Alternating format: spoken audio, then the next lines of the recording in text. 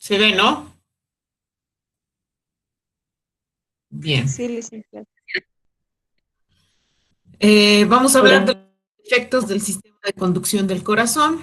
El corazón, saben que tiene su propio sistema de conducción, ¿no es cierto? Y porque es un músculo que es autoexcitable, entonces de esa manera puede generar el mismo músculo una contracción que constituye un latido y que permite que la sangre pueda moverse a través de sus cavidades y luego ser impulsada al resto del organismo.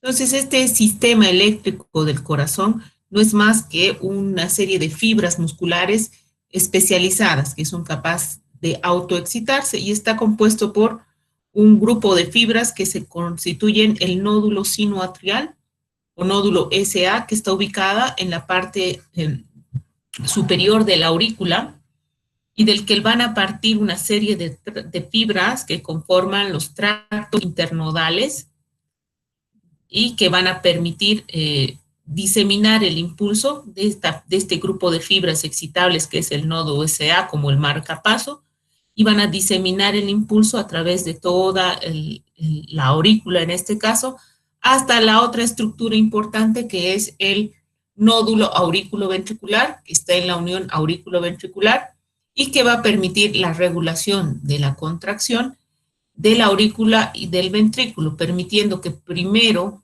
se produzca la contracción auricular y un retraso de unos segundos, milisegundos, para que se produzca la contracción ventricular, dándole espacio para que se llene la cavidad ventricular. Del nodo aurículo-ventricular parte un haz de fibras que se va a diseminar por todo lo largo del ventrículo. Y este haz se llama el haz de His, y que va a tener dos ramas importantes, una izquierda y una derecha, y estas van a tener ramificaciones principales que son las ramificaciones de Purkinje y que se van a diseminar por todo el ventrículo de tal manera que permiten que el impulso generado en el nodo auriculoventricular viaje a través de estas fibras rápidamente y se disemine por todos los ventrículos y tengamos una contracción única ventricular. Entonces, este sistema pues es automático y está funcionando todo el tiempo y permite esta contracción de las cavidades en forma secuencial y permite que pues, el corazón vacíe su contenido, funcione como una verdadera bomba. Puede ocurrir en ocasiones fallas en este sistema y que van a dar principalmente alteraciones en el ritmo del corazón. A ver si se puede ver este video. Básicamente va a describir el sistema de conducción. Entonces, en el corazón,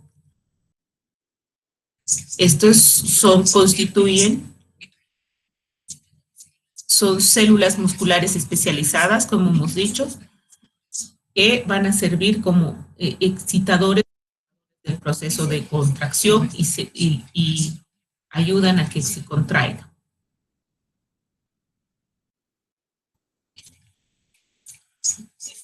Se conocen en conjunto el sistema de conducción. El principal es el nódulo sinoauricular que parte en la aurícula, que se comunica a través de fibras internodales como con el nodo AB. Del nodo AB sale el haz de His, ya que tiene dos ramas importantes y las ramificaciones de Purkinje. Se contrae. Este nodo es el más importante y a veces se llama por eso el marco. Del nodo AB, el haz de His se disemina las ramas de Purkinje, provoca la contracción ventricular.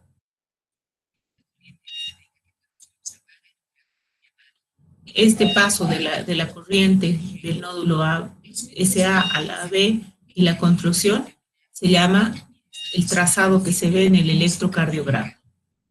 ¿Ya? Y eso es lo que vemos cuando vemos el registro de la actividad del corazón.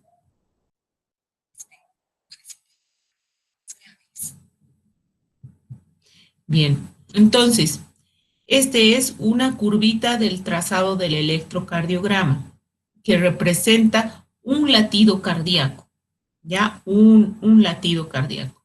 Entonces vamos a tener una primera onda que se llama P.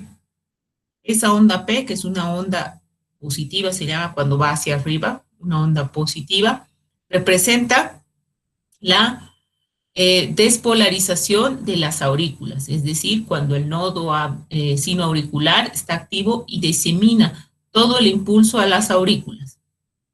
De ahí aparece una pausa, que es el tiempo en que se vacía la aurícula hacia los ventrículos, y aparece este que se llama el complejo QRS, ¿ya? QRS, que son 3 ondas y que representa la despolarización ventricular.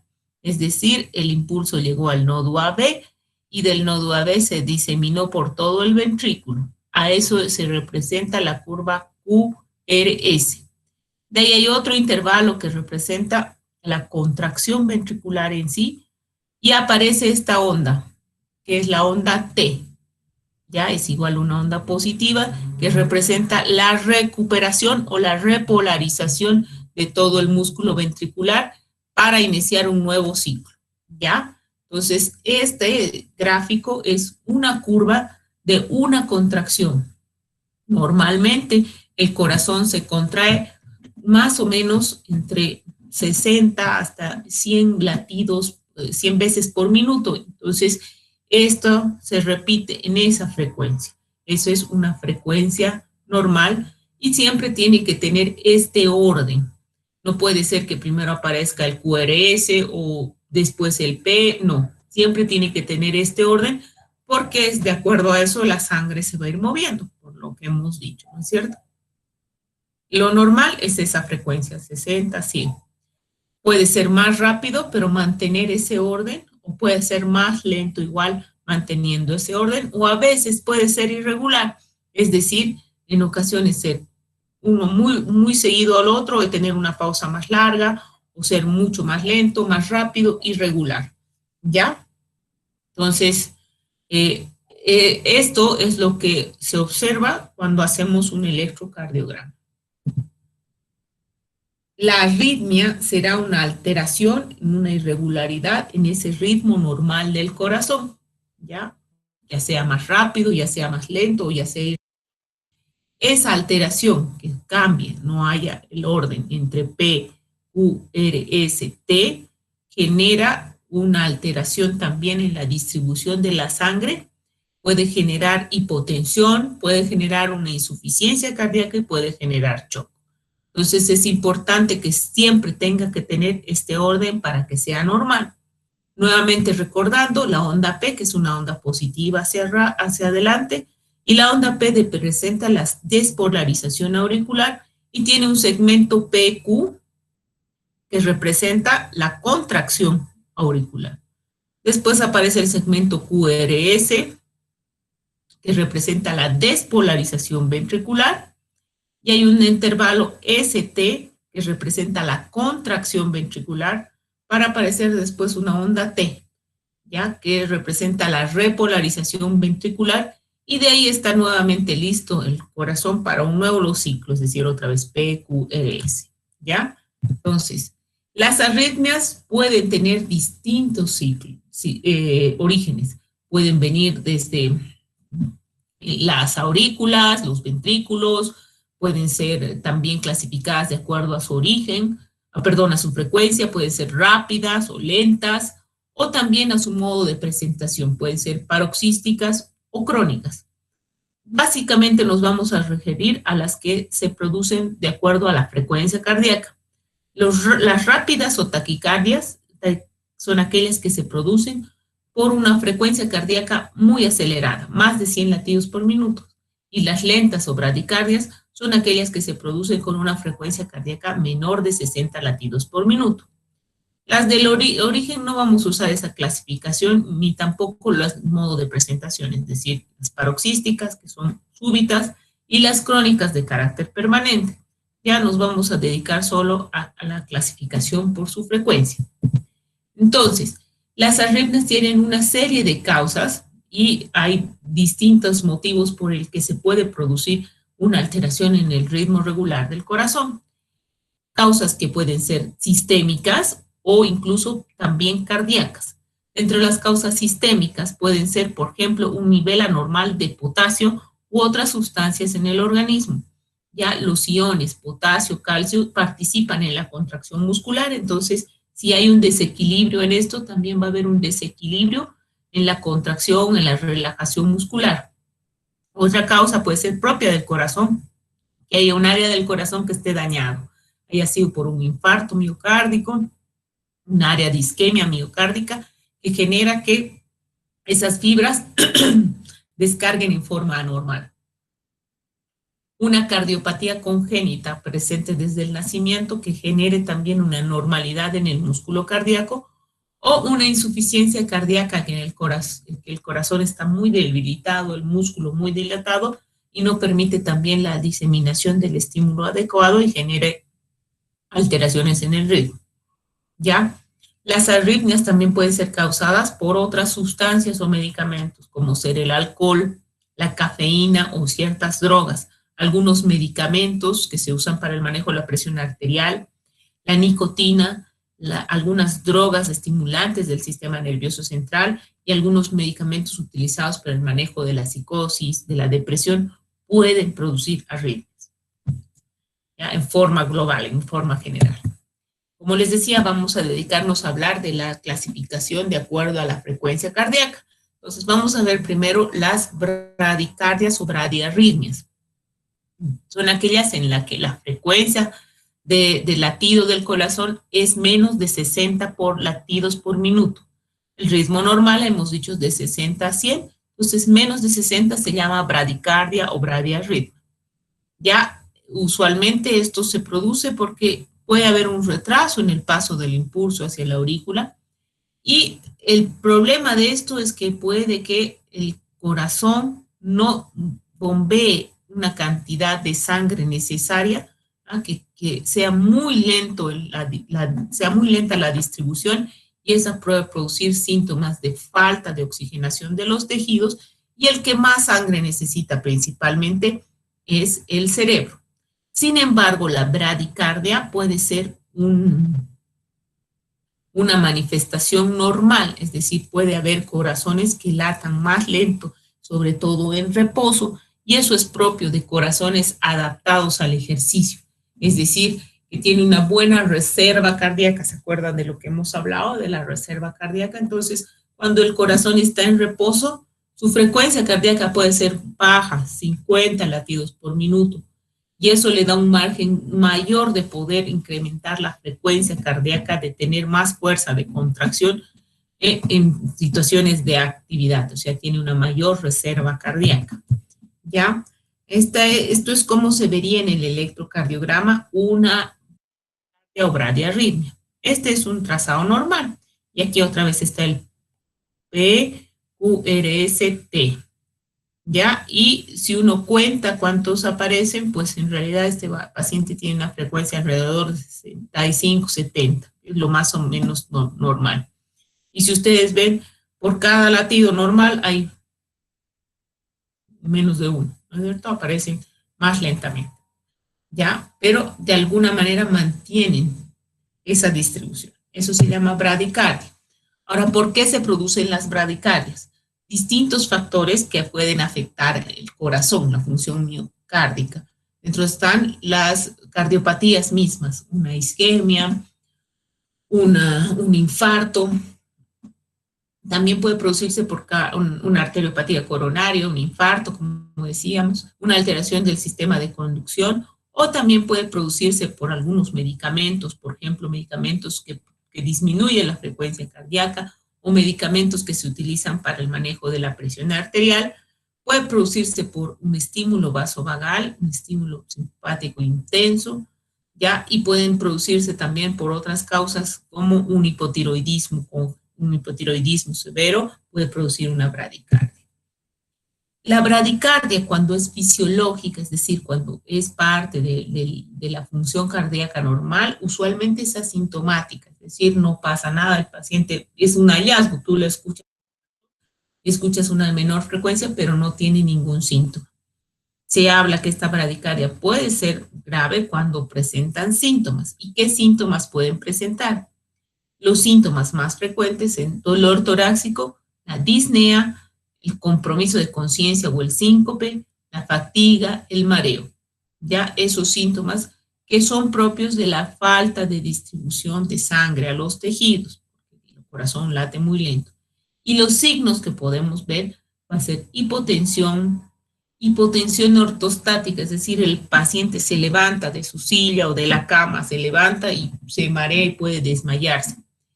Congestión pulmonar, insuficiencia cardíaca o un ritmo ventricular lento. Ya de por sí tenemos un ritmo ventricular lento.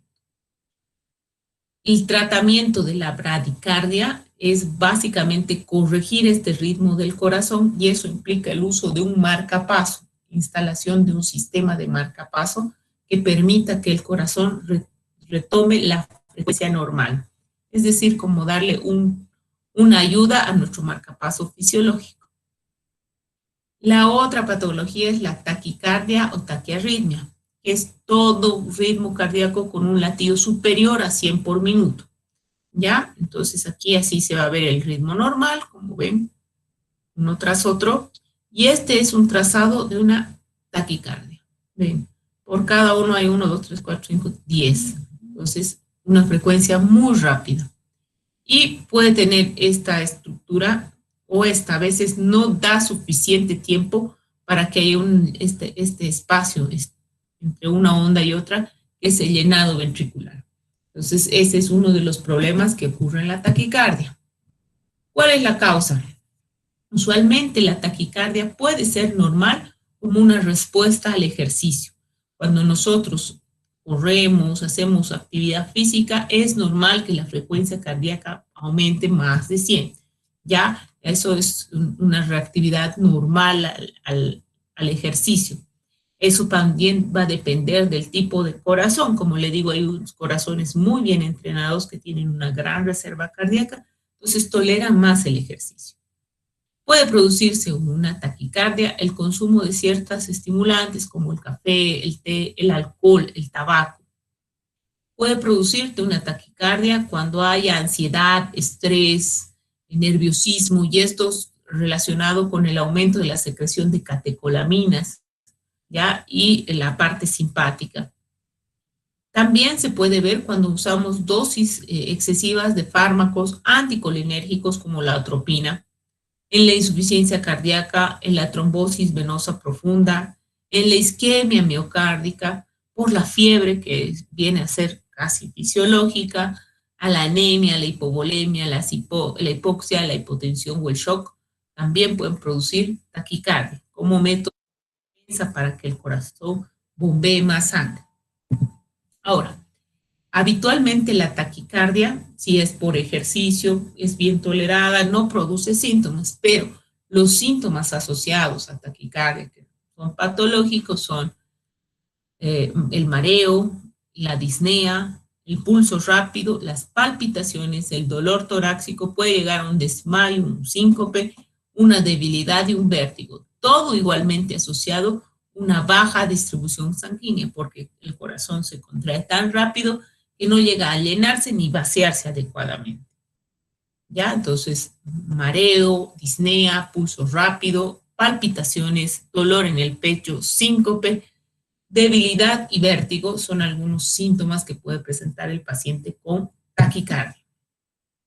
Dentro de la taquicardia hay una taquicardia que es especial, que se llama la fibrilación. La fibrilación es un tipo de taquicardia en el cual hay un ritmo desordenado del corazón.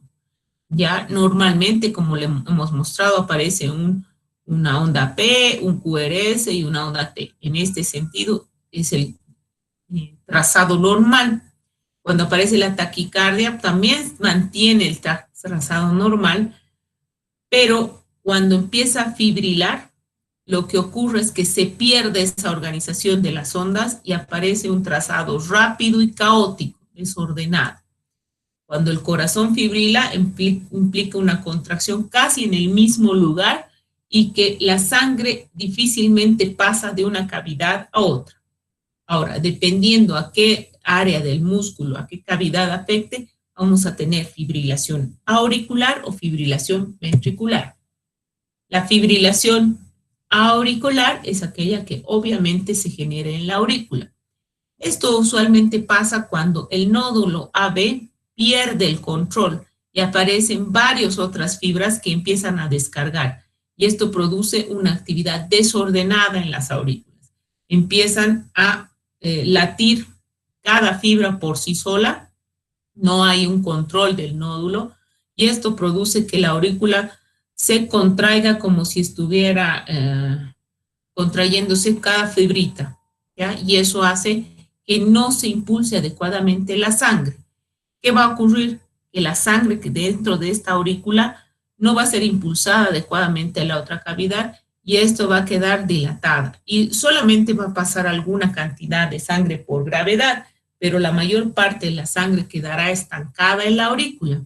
Entonces, ese estancamiento de sangre en la aurícula puede generar que la sangre estancada forme coágulos. Y si estos coágulos son pequeños, se desprenden, van a viajar y van a producir émbolos que se alojan principalmente en el lugar donde más sangre recibe, que es el cerebro o el pulmón. Cerebro. ¿Ya? Es por eso que la fibrilación auricular, en la que es la que más problemas puede dar a nivel cerebral o a nivel cardíaco, puede producir infarto. El ritmo irregular puede llegar a tener una frecuencia entre 160 a 180 latidos por minuto y lo que se va a ver en el electrocardiograma cuando hay una fibrilación auricular es que desaparece la onda P. Desaparece la onda P y en su lugar aparecen ondas rapiditas, así frecuentes. ¿Ya? Es relativamente frecuente, 1 o 2% de la población tiene fibrilación auricular y es mucho más frecuente en los adultos mayores, el 9% de los mayores de 80. La mayor parte de las veces esta fibrilación es asintomática porque pese a que no se contrae adecuadamente la aurícula, se vacía igual por gravedad, ¿ya? O por presión. Y lo que el síntoma más frecuente es su complicación. La complicación es la presencia de un accidente vascular cerebral por la liberación de coágulos que se forman por la sangre estancada dentro de la aurícula. ¿Ya? Entonces, ¿por qué se produce la fibrilación auricular? Distintas causas. Van desde causas sistémicas a causas cardíacas. Las causas cardíacas van desde miocardiopatías, todas van a ser muy parecidas. Miocardiopatía, una cardiopatía isquémica, un infarto, la hipertensión arterial, la pericarditis, algunas valvulopatías, hipertrofia ventricular, algunos tumores intracardíacos. Y las sistémicas también siempre son parecidas, el alcohol, la fiebre, la hipotermia, la hipovolemia, el embarazo, la tirotoxicosis o exceso de hormona tiroidea, el traumatismo, a veces por los cambios emocionales repentinos y las enfermedades cerebrovasculares. Entonces, esta fibrilación auricular es la arritmia más frecuente de toda la población y a la que más miedo hay que tenerle. ¿Cómo ocurre? Entonces, cuando el corazón y su aurícula específicamente empieza a fibrilar, ya hace que el corazón no bombee la sangre efectivamente hacia este lado, entonces se queda estancada. ¿Ya? La sangre estancada forma un coágulo y ese coágulo puede desprender pequeños pedazos que pasan al ventrículo, ¿ya? Y del ventrículo pasan a la circulación sistémica. ¿Ya? El coágulo, dependerá el tamaño para que se tranque en alguno de los vasos y usualmente los vasos que primero reciben sangre y son los más, los más finos, son los del cerebro. Y bloquea el flujo sanguíneo en una parte de esto y genera un infarto. Ya genera un accidente vascular, un infarto cerebral. Entonces, la mayor parte del tiempo la fibrilación auricular es asintomática y nos damos cuenta por el accidente vascular, pero en otras situaciones puede aparecer palpitaciones, dificultad respiratoria, angina de pecho, síncope y un accidente vascular establecido. Entonces, a nivel cardíaco, palpitaciones, disnea, angina de pecho, dolor anginoso, síncope. Entonces, las personas que tienen fibrilación auricular tienen mucho más riesgo de tener un infarto cardíaco o un infarto cerebral. Entonces, es importante, ya salen estas guías de educación al paciente, porque como no produce síntomas en la mayoría de los casos, o los síntomas pueden ser interpretados por otras situaciones, es importante que ante estos síntomas leves o transitorios hay que consultar con cardiología para detectar y hay que hacerse un electrocardiograma. Las causas, como hemos dicho, son varias, pero muchas de ellas pueden ser prevenibles. La otra situación es la fibrilación ventricular. En este caso hay un ritmo irregular, hay un ritmo anormal que no permite que el corazón trabaje como bomba. Ya es una contracción desorganizada, rápida de los ventrículos, y aquí se ve, esta es una contracción ventricular normal y cuando de repente empieza a contraerse así en forma caótica. Esta contracción caótica se produce porque no sigue el ritmo normal del nódulo auriculoventricular, a la fibra, a las de His y a las fibras de Purkinje, sino estas fibras o cada fibra muscular empieza a contraerse en forma independiente y hace que el corazón pues parezca como una bolsa llena de gusanitos que no se contraen, ¿ya? Y no hay una contracción efectiva de los ventrículos, y esto, en el caso de los ventrículos, es igual a paro cardíaco. ¿Ya? Paro cardíaco, porque si el corazón, el ventrículo está fibrilando, no impulsa la sangre, entonces se queda estancada ahí y no hay manera de revertir esto si no es con un shock, un desfibrilador, un impulso desfibrilador, un choque eléctrico, una desfibrilación que haga que se pierda estos focos múltiples y el nódulo AB vuelva a controlar la despolarización organizada del corazón. Entonces, esto es lo que vemos en las películas. Fibrilación está en paro, entonces se producen las paletas, un choque eléctrico, usualmente se usan 200, 300 joules y puede repetirse hasta que lograr el ritmo. ¿Ya? Es la única manera de revertir. Y si no se revierte, pues esto es igual a paro cardíaco, muerte. ¿Ya? ¿Cuáles serán los síntomas de la fibrilación ventricular? Bueno, esta muy rara vez es asintomática, porque como les digo, esto implica que haya un paso efectivo de sangre. Puede iniciarse con palpitaciones, mareos, síncope, pero en la mayor parte de los casos la manifestación es la muerte súbita. La persona empieza a fibrilar y cae muerta, ¿ya? Cae inconsciente y muchas veces fallece en el acto porque no alcanza a hacerse la desfibrilación precoz. Se ha dado mucho estos casos, esa es la causa de la muerte de los atletas de alto rendimiento en las canchas de fútbol o en las canchas de básquet. Y esto se produce porque si son corazones muy entrenados, con una buena reserva cardíaca, pero si los sobreexcitan, está con un sobretrabajo, hacen que las fibras musculares puedan autoexcitarse y generar esta fibrilación. Y en ocasiones también están asociadas otras alteraciones del corazón, otras alteraciones del ritmo del corazón que desencadenan esta fibrilación. Pero en la mayor parte, cuando es fibrilación ventricular, la manifestación es que ya el paciente cae inconsciente y muere. ¿Ya? Bien, eso es lo que yo quería hablarles de